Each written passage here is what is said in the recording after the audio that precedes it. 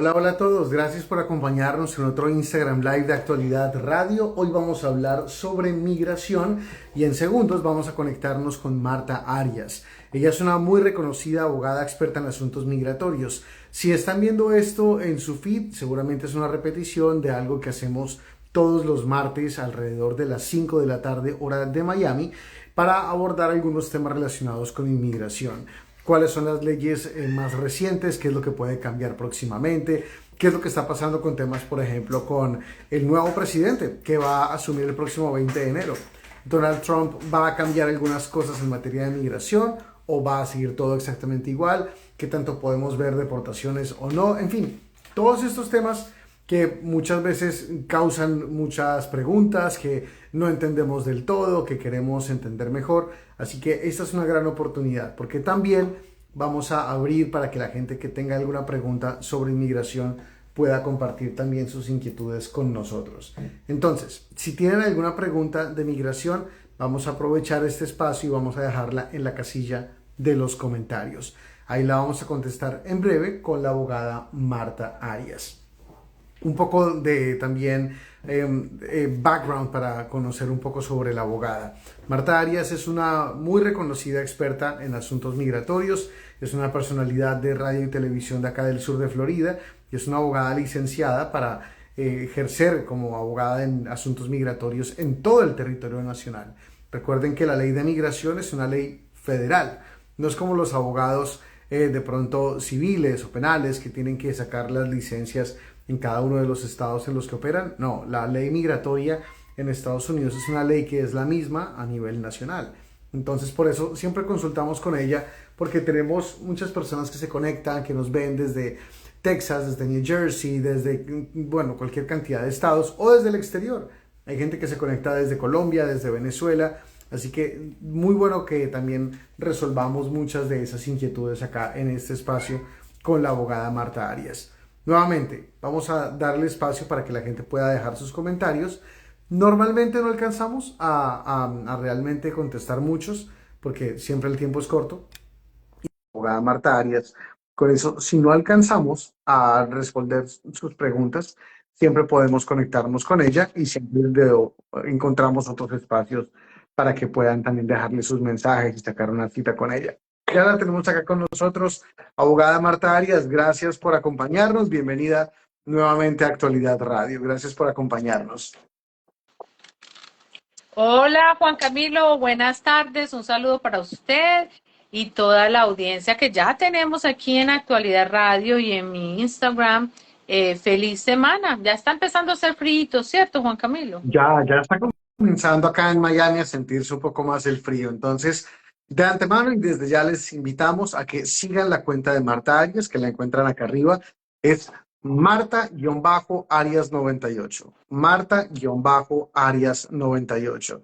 Eso es algo que les puede ayudar mucho a ustedes a, por ejemplo, estar bien informados. Si se perdieron parte de estos Instagram Live, luego quedan ahí publicados. Así que bueno, de antemano, la invitación para que la sigan. Abogada, antes de comenzar con algunos de los temas, eh, vamos a también, por supuesto, darle oportunidad a los oyentes que están, o a los televidentes, o a los seguidores que están participando de este live. Y por acá ya tenemos algunas preguntas comenzando. El jefe dice, tengo 10 años esperando la entrevista de Miedo Creíble. Una vez pregunté si se podía agilizar el trámite y la abogada me dijo que, ahí se le cortó la pregunta, que deportaron, agilizar el trámite, ya que el miedo creíble debía ser actual. Pero el retardo del trámite es debido a la administración y no a mí, porque ese exceso de tiempo me perjudica. ¿Qué hacemos con casos como el del jefe, que tiene un caso, una audiencia de medio creíble o esperando una cita de miedo creíble, pero si el miedo creíble tiene que ser reciente y lleva muchos años esperándolo, ¿qué podemos contarle a esta persona? Ay, Juan Camilo, yo no sé si el señor tiene claro que está esperando la entrevista de miedo creíble o más bien la entrevista de su asilo, de su petición de asilo, porque aunque están relacionados, son dos cosas distintas.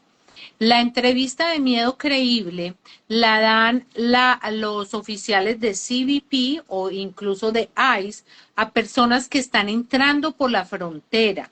Esas personas que se cruzan a la frontera, incluso los que hacen la aplicación en el CBP One, la aplicación esta que tienen, estas personas son las que le dan la entrevista de miedo creíble. Es una entrevista donde el gobierno de los Estados Unidos sabe que esta persona puede ser deportable porque no tiene, está entrando por la frontera y no tiene un parol o una visa para entrar, y la persona reclama miedo de volver a su país, y entonces le hacen esa entrevista de miedo creíble, y si pasa la entrevista de miedo creíble, puede ver a un juez de inmigración más adelante para su caso de deportación. Él va a tener la oportunidad de procesar esa aplicación de asilo ante un juez. En otras palabras, el miedo creíble o la entrevista de miedo creíble es el primer paso para un caso de asilo. También hay una entrevista de miedo creíble que se puede dar a la persona que entra por el aeropuerto. Llegó con una visa, entró al aeropuerto y va y dice, yo tengo miedo de regresar a mi país, voy a aplicar para asilo. Los oficiales en el aeropuerto le hacen esa entrevista de miedo creíble. Esa tiene que ser inmediatamente antes de que lo dejen entrar. Por eso yo pienso que esta persona de pronto no está usando los términos correctos. Por eso le explico ahora. La entrevista de asilo es otra cosa. Esa es la entrevista que le hace USCIS, si el caso está con ellos, para determinar el mérito de su asilo, de su aplicación. También, una vez se la nieguen, si es que se la niegan, el juez le va a hacer otra audiencia o le va a hacer un proceso de deportación donde la persona puede continuar con su reclamo de asilo. Entonces, esta persona, si lleva 10 años esperando, lo que me hace a mí pensar es que está esperando su entrevista de asilo. Es cierto, se están demorando mucho. Hay personas que tienen peticiones que presentaron en el 2012 y 13 y todavía siguen pendientes. ¿Qué hay que hacer? La mayoría no pueden hacer mucho. Lo que puede hacer es tratar de mandar una carta pidiendo la agilización, que de hecho yo tengo algunos casos donde he pedido esta agilización. En algunos casos los conceden, en otros no. Así que no hay nada certeza que podamos decir, vamos a invocar esta ley para que nos den el asilo antes. No, eso no existe. Ahora sí, hay algunos abogados que están presentando algunas demandas en las cortes distritales bajo una causal se llama cause of action, bajo alguna sección que pues básicamente es decirle a la corte, a un juez, que por favor nos lo obliguen a inmigración a procesar mi caso más rápido. Pero estos son casos que son costosos, la mayoría de la gente no va a pagar por esto, son casos que le pueden costar a una persona 15, 20 o $25,000, y eso siendo económico. Entonces nadie presenta casi esas demandas porque es muy costoso. Entonces, Juan Camilo, eso quería aclarar con la pregunta del señor, y pues puede mandar una carta a su abogado pidiendo la agilización y la razón. Pero yo no creo que el señor se esté refiriendo a una entrevista de miedo creíble, porque eso tenía que haber pasado hace mucho rato. Seguramente es la de asilo, pero la mejor recomendación en esos casos es, como bien dice la abogada, consultar con abogados expertos en migración. Nosotros consultamos con Marta Arias porque tiene mucha experiencia en estos temas, y dejamos el teléfono abajo para que ustedes la consulten, porque acá tratamos de brevemente contestar algunas inquietudes, pero siempre nos quedamos cortos. Entonces, por eso ponemos abajo el teléfono del despacho de la abogada, que es el 305-671-0018. 305-671-0018, o su página web, que es ariasvilla.com. ariasvilla.com. Abogada, ¿qué nos puede contar sobre una actualización que hizo USCIS sobre la interpretación de algunos requisitos de la ciudadanía derivativa? ¿Esto qué significa y qué es lo que cambió? Sí, a ver, no creo que haya cambiado tanto, de pronto sí se aclararon muchos puntos. Juan Camilo, La ciudadanía derivativa es la ciudadanía que adquieren los jóvenes o los niños que tienen menos de 18 años cuando sus padres se hacen ciudadanos. Salió una ley en el 2000 que se llama el Child Citizenship Act y esa ley estableció unos requisitos para poder ese niño recibir la ciudadanía derivativa de sus padres. Uno de los requisitos a grandes rasgos son que el papá o la mamá se hagan ciudadanos antes de ese niño tener 18 años. Segundo, el niño haber entrado como residente de los Estados Unidos. Tercero, tiene que estar bajo la custodia de ese papá o mamá que se hizo ciudadano americano aquí en los Estados Unidos. Entonces, hay algunos problemas de interpretación. Le voy a dar un ejemplo. Entra María, hija de Pedro. Pedro se hizo ciudadano antes de María cumplir 18 años. Pedro pide a María, María recibe la residencia y entra a los Estados Unidos cuando María tiene 18 años y medio, ¿sí? Entonces María pide la ciudadanía derivativa porque va y le dice migración. Mi papá se hizo ciudadano cuando yo tenía 16 años, yo soy residente, ya entré a los Estados Unidos, yo estoy bajo la custodia, yo estuve bajo mi papá tenía mi custodia. Mi papá tenía mi custodia en papel porque no, la niña no estaba aquí, María no estaba físicamente en los Estados Unidos antes de los 18 años, entró a los Ujú. 18 años y medio. Entonces la interpretación a veces de la ley era, María se considera que estaba bajo la custodia de Pedro, sabiendo que tenía cuando entró 18 años y medio, y nosotros sabemos aquí que la mayoría de edad aquí se adquiere a los 18 años. Para el licor será a los 21, para ciertas cosas de inmigración también será a los 21, pero técnicamente la mayoría de edad se adquiere a los 18 años. Entonces, después de los 18 años no hay custodia de los hijos, ¿cierto? Se acaba la custodia. Entonces, se considera que Pedro tenía la custodia de María antes de los 18 años, sabiendo que María vivía en su país y Pedro está en los Estados Unidos. Esa interpretación ha ocasionado problemas.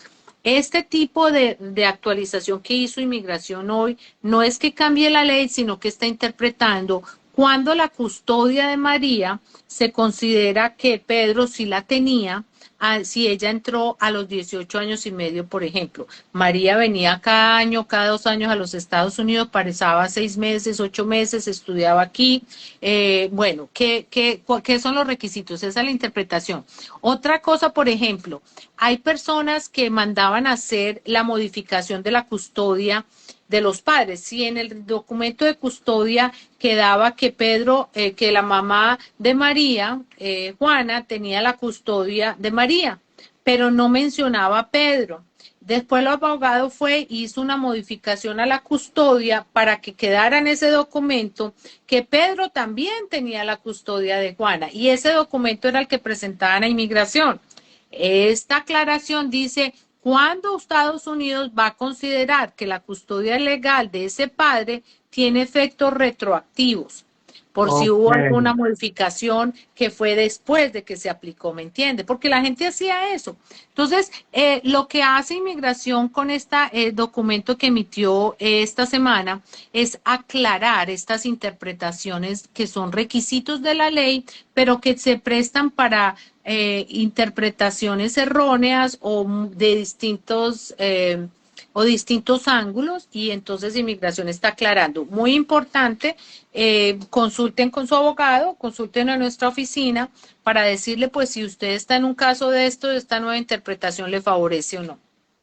Qué buena aclaración, abogada, y sobre todo porque muchas veces estos casos o estos procesos demoran muchos años. Uno comienza tramitando para los hijos cuando son menores de edad, se hacen mayores de edad, se hacen residentes, luego quieren hacerse ciudadanos, y resulta que en todo ese espacio cambiaron 3 o 4 veces las normas y de pronto uno se quedó pensando que las cosas siguen igual a cuando el hijo tenía 10 años y resulta que no. Entonces, por eso una gran recomendación es precisamente consultar con abogados expertos en migración para que nos ayuden a entender qué ha cambiado, qué tenemos que llenar mejor, qué tenemos que modificar y sobre todo cómo nos ahorramos tiempo, una cantidad de dinero y papeles que muchas veces solamente se pueden llenar una vez. Así que si tienen alguna consulta o alguna pregunta, el teléfono que encuentran abajo es el teléfono de la abogada Marta Arias, el 305-671-0018, o su página web que es ariasvilla.com. Abogada, ¿qué nos puede contar acá? Mamba J pregunta, ¿hay alguna aplicación, alguna diferencia para aplicar a asilo dependiendo de los países? ¿O cualquier país o algún ciudadano de cualquier país puede aplicar para un asilo? En teoría, sí, cualquier país pudiera aplicar, en teoría. En práctica, no hay que hacer un análisis. Por ejemplo, le doy un ejemplo. Si una persona viene de Inglaterra y va a aplicar asilo y lo va a aplicar por cuestiones políticas, bueno, tendríamos que ver qué es cuál es el argumento, porque yo sinceramente, que sea recientemente y podré estar equivocada, yo no veo unas cuestiones políticas tan graves, por ejemplo, en Inglaterra, para que una persona pueda calificar para ese asilo político, ¿sí?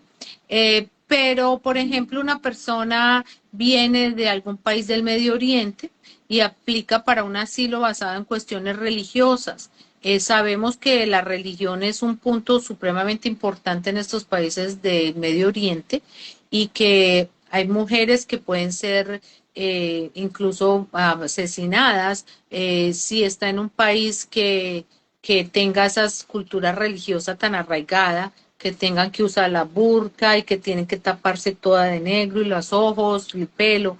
Entonces, de pronto, un asilo religioso de un país de estos tiene más mérito. Entonces, la ley no dice estos países sí y estos países no, no. La ley establece unos requisitos y uno mira.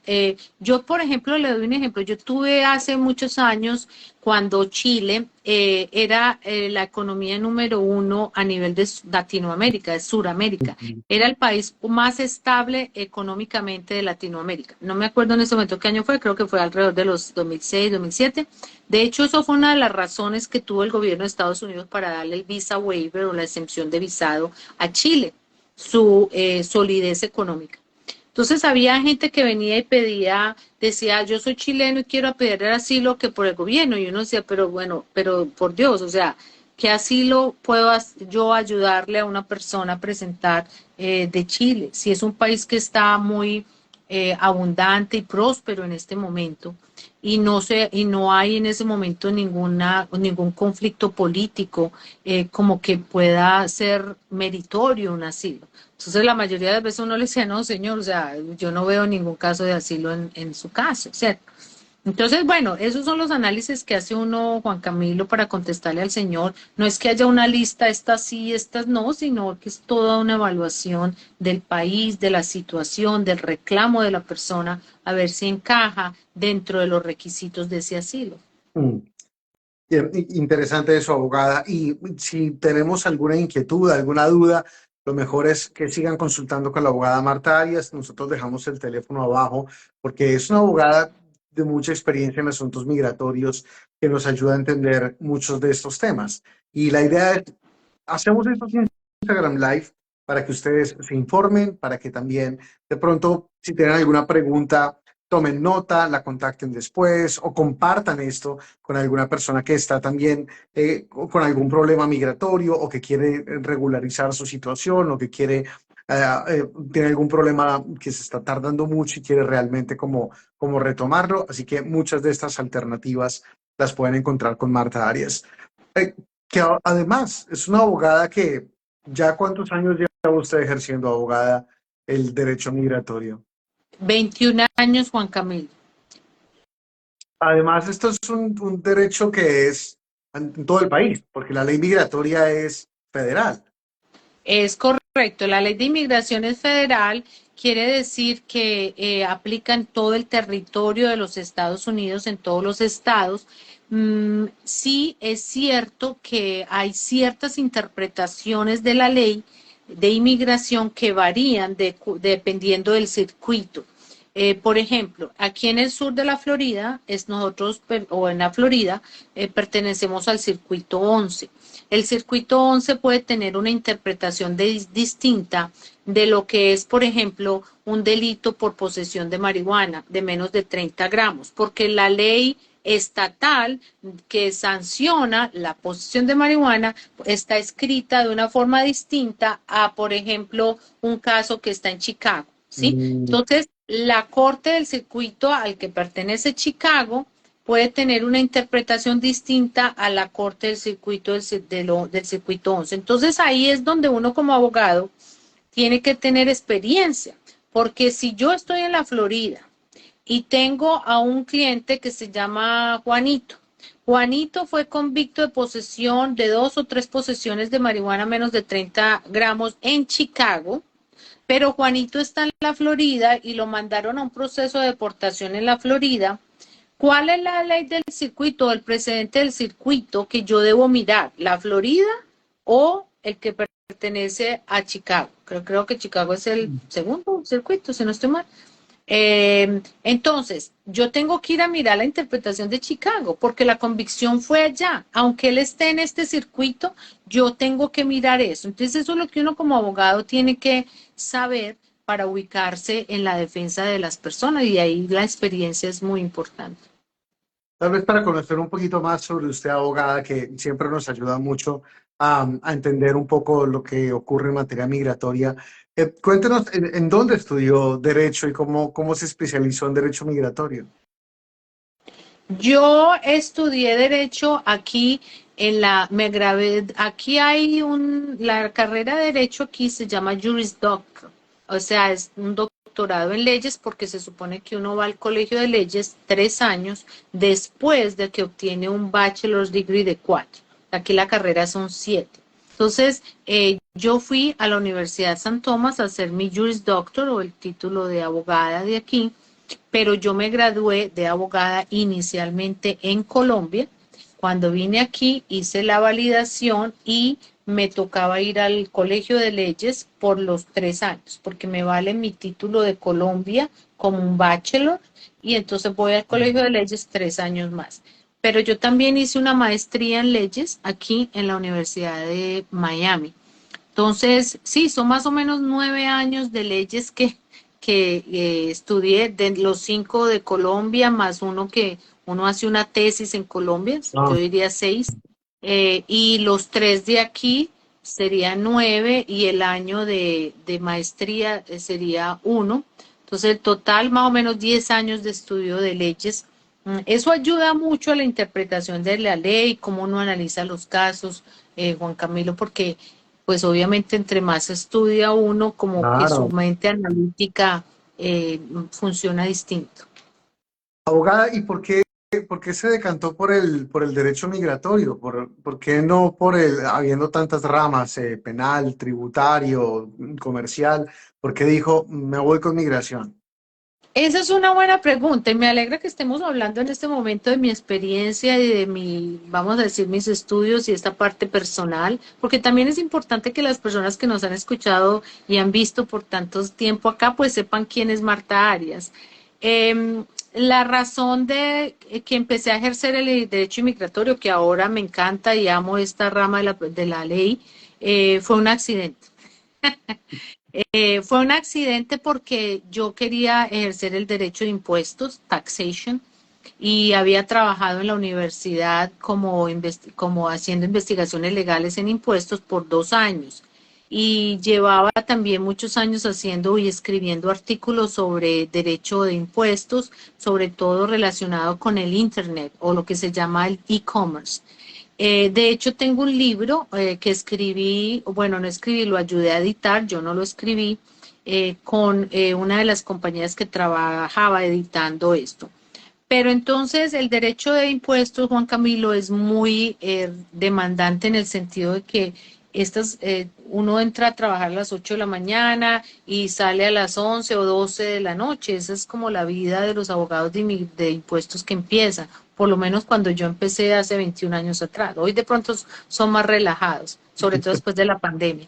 Pero yo tengo un hijo y en ese momento mi hijo tenía 5 añitos iba a empezar su colegio y entonces yo tuve que decidir entre ser una madre ausente dedicada al derecho, derecho de impuestos, que no me iba a ver yo creo que ni los fines de semana, porque imagínense yo para salir y estar en el trabajo a las 8 y llegar a las 11, no iba a ver a mi hijo. Y si lo iba a ver el fin de semana, me imagino que yo iba a estar muerta, agotada, que quería dormir y no lo quería ni ver. Entonces, entre ser una madre ausente o una madre presente, pues decidí ser una madre presente y mi jefe de la, de la maestría en impuestos, que era donde trabajaba haciendo las investigaciones legales de impuestos, me dijo, si tú quieres estar en la casa y tener un trabajo de 9 a 5 como abogada, vaya a una oficina pequeña y sea algo de familia o inmigración. Y yo me quedé pensando, Juan Camilo, oh my gosh, me va a tocar cambiar el área. Y sí, efectivamente apliqué para una firma pequeña que ejercía el derecho migratorio y ahí empecé y le cogí cariño y amor a la práctica y eso me permitió ser una madre presente, trabajar mientras mi hijo iba al colegio, yo veía a mis clientes y en la tarde yo me encerraba en una oficina en mi casa a trabajar, terminaba a las 6, hacía las tareas con mi hijo, le hacía la comida, conversábamos y lo acostaba y a las 10 seguía trabajando hasta la 1 de la mañana o 2. Y así fue que crecí mi práctica, Juan Camilo, o sea, Ujú. tratando de manejar los dos roles de abogada y de madre y bueno, creo que lo logré con los dos. No, y abogada, qué gran historia. Gracias por compartirla un poco, porque siempre nos enfocamos tanto en su conocimiento, pero nos hacía falta también conocer un poco de dónde había venido y esa historia. Y ya entonces, más de 20 años de experiencia en derecho migratorio. Sí, esa experiencia es muy importante porque también a raíz de que yo alcancé a trabajar nomás como un año con este abogado inicialmente, cuando empecé mi práctica como abogada, ya independiente, obviamente me tuve que aprender mucho sola. Entonces, por eso me tenía que acostar tan tarde porque me tenía que entrar a leer, ahí sí, como decimos nosotros, a devorarme los libros, los casos. Obviamente tenía mentores, la Asociación de Abogados de Inmigración, que también ayuda mucho cuando uno inicia esta carrera. Entonces, una combinación de apoyo y de mentores y de mi propio esfuerzo por estudiar para poder uno adquirir el conocimiento. Y bueno, eso es lo que tenemos que hacer cuando empezamos una carrera, ¿no?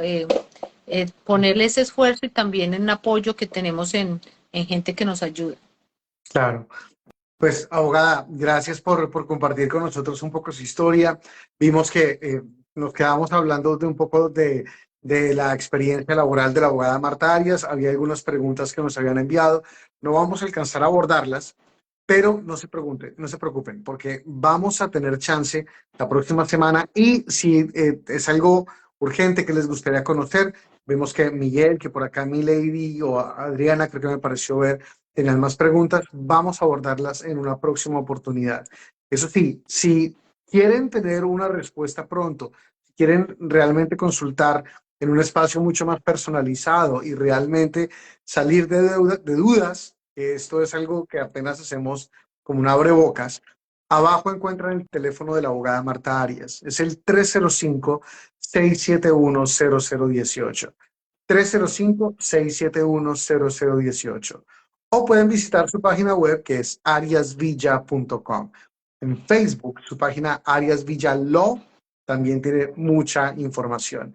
Y la recomendación, por supuesto, síganla en su cuenta de Instagram. Acá arriba la encuentran. Marta-Arias98. Marta-Arias98. Marta con H intermedia.